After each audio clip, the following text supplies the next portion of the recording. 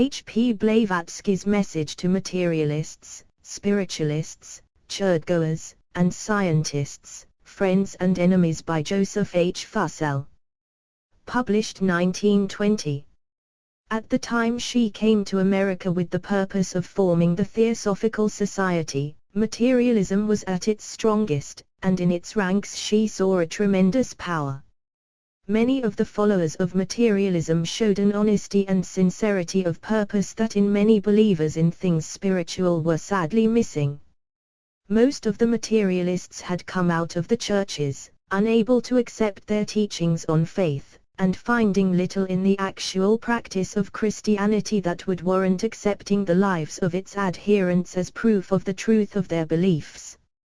As an example of one of these honest doubters, but a man who according to his knowledge sought to uplift his fellows, we may mention Robert E. Ingersoll, and while we cannot agree with his position in every particular, yet it must be conceded that he was a man who had the courage of his convictions, even though by following them he should cut himself off from all hopes of a future life. And there were many like him, while others, bereft of hope, were sinking down into despair because they had found nothing in their association with the churches that would develop the spiritual side of their natures, and not knowing where to turn, were going to the other extreme, ignoring the soul, that which directs life, and depending entirely upon the reasoning of the brain-mind as the only way whereby man might learn the truth. Those who have studied theosophy know that Madame Blavatsky came with a great message for all of these, and in spite of her criticism of the materialistic standpoint, she recognized in the sincere followers of that system an earnestness and a desire for better things that called out her warmest sympathy and her strongest efforts to open their eyes to the deeper truths of the inner world that lies behind and beneath the material. However, she realized that her time was limited. She had so much to give out. It was her mission not simply to touch one phase of the thought of the world, but to strike a chord that should find an echo in the hearts of all. To throw her whole efforts in one direction would have been to defeat her great mission of presenting the all-comprehending truths of theosophy which are for all classes, all phases of thought.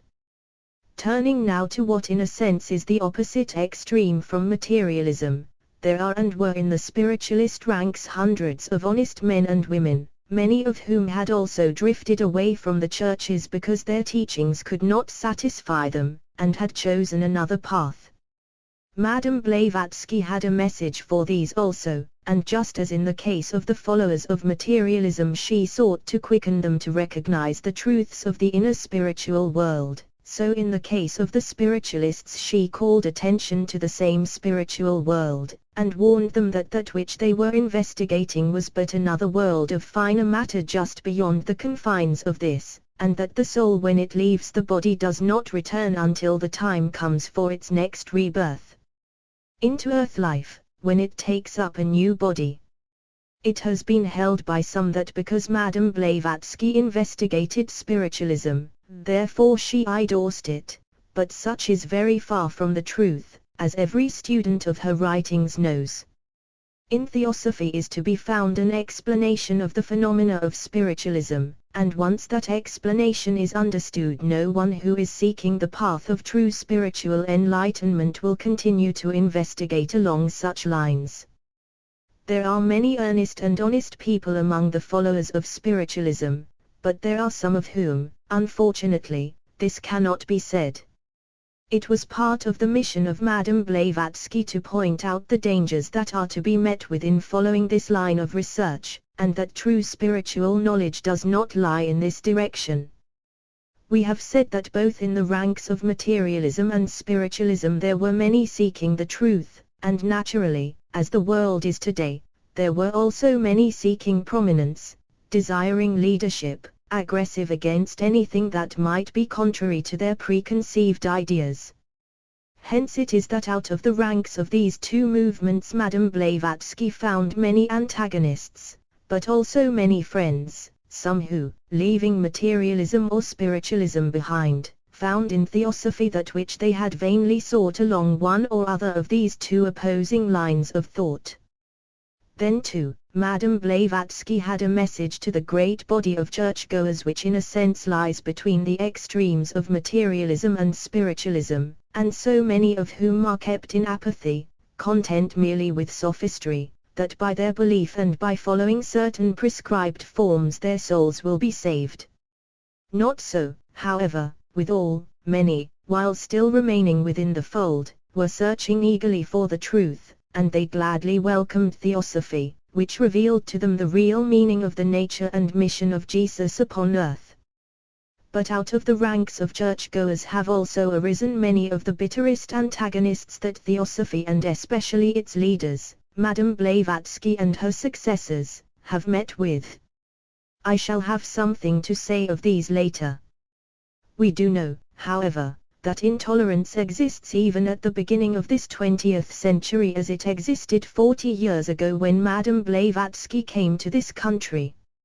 It was as though the persecutors of the truth were alarmed lest it should prevail and cause them to lose their privileges and fancied rights. What a picture of slavery to error is presented by this antagonism against a messenger of truth. Another class we must refer to, for out of it too both friends and enemies have arisen. I speak of the great body of scientists, which includes some of the greatest lovers of truth, willing to sacrifice anything in its search, yet dogmatic, jealous of anything that arises from outside their ranks or threatens to overturn one of their pet theories. Every year, however, is revealing more of the light that Theosophy has shed upon the world of science. Every year new corroborations are being made of the truth of Madame Blavatsky's statements. Every year the wisdom of the ancients is receiving fresh vindication, and modern science is approximating more and more to the knowledge of forgotten times. This was the condition of things in which Madame Blavatsky found herself during the first years of the Theosophical Society. The pressure of antagonism was heavy against her everywhere, and not only were individual representatives, and in a sense the bodies as a whole, materialistic and spiritualistic and church bodies, doing their utmost to silence her message, but many newspapers, some doubtless catering to the prejudices of their readers, and others mirroring the personal views of their editors, for only a few are truly independent of influences from these quarters, did their share in the unbrotherly work, and by attempted satire and ridicule sought to drive Madame Blavatsky from the field. The casual reader knows nothing of the almost overwhelming effort that was made against her from all quarters as if by concerted action. The psychological influence of the wave of persecution spread far and wide, yet Madame Blavatsky never faltered, never stopped pouring forth her volleys of truth, her shot and shell from the arsenal of the ancient wisdom.